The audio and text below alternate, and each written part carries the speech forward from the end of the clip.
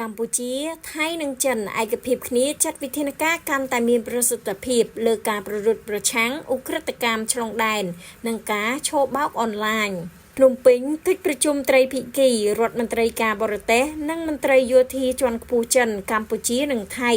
នៅខេត្តយូណានប្រទេសចិននៅថ្ងៃទី28ថ្ងៃទី29ខែធ្នូឆ្នាំ2025នេះ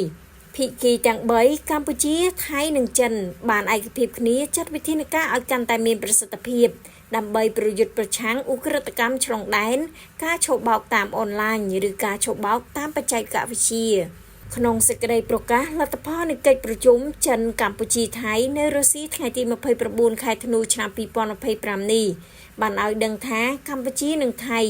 បានបង្ហាញការបដិញ្ញាក្នុងការដោះស្រាយជម្លោះដោយសន្តិវិធីក្នុងការបង្កើនកិច្ចប្រឹងប្រែងរួមជាមួយនឹងប្រទេសក្នុងតំបន់ដើម្បីដោះស្រាយហានិភ័យក៏ដូចជាបញ្ហាប្រឈមរួមអនុលោមតាមធម្មនុញ្ញរបស់អង្គការសហប្រជាជាតិធម្មនុញ្ញអាស៊ាននិងសន្ធិសញ្ញានៃមិត្តភាពនិងកិច្ចសហប្រតិបត្តិការនៅអាស៊ីអាគ្នេយ៍សេចក្តីប្រកាសលទ្ធផលនេះបានបញ្ជាក់ទៀតថា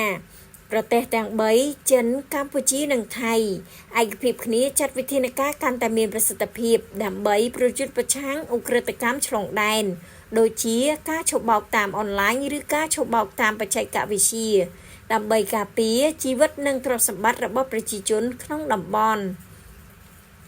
កិច្ចប្រជុំភិគីរដ្ឋមន្ត្រីបរទេសនិងយោធាជាន់ខ្ពស់ចិនកម្ពុជាថៃនៅខេត្តយូណានប្រទេសចិនក្នុងរយៈពេល2ថ្ងៃនៅថ្ងៃទី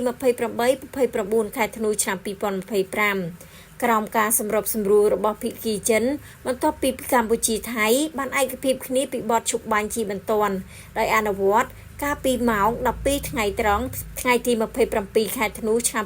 2025តទៅជាមួយនឹងបទជប់បាញ់នេះភិគីទាំងពីរនឹងរក្សាឈរជើងនៅទីតាំងដែលខ្លួនឈរជើងបច្ចុប្បន្ននិងអត់ធ្មត់រយៈពេល72ម៉ោងខណៈដែលភិគីថៃសន្យានឹងដោះលែងយោធិនទាំង18នាក់ដែលថៃបានចាប់ខ្លួនផងដែរ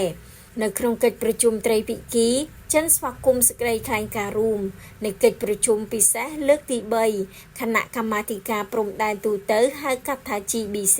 ដែលត្រូវបានចុះហត្ថលេខារវាងកម្ពុជានិងថៃកាលពីថ្ងៃទី27ខែធ្នូឆ្នាំ2025ផងដែរ